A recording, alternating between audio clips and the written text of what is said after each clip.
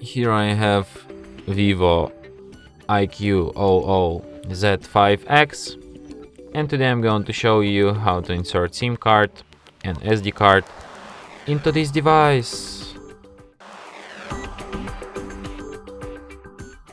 So to do this, firstly you will have to get yourself this kind of tool, which will help you to eject the SIM card and SD card slot, which is located right here.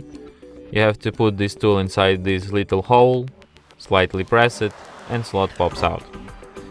So here you have to insert your SD card and here your SIM card. Here you have slot SIM slot 2 and here you have SIM slot 1.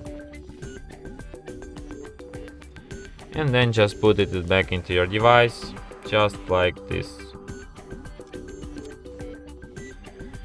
And as you can see, it immediately requires PIN code to my SIM card, which is the proof that SIM card is detected.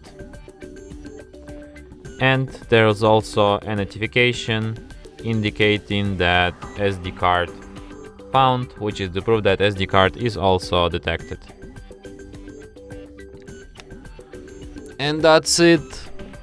Thanks for watching. If you find this tutorial useful, don't forget to hit that like button and subscribe to our channel.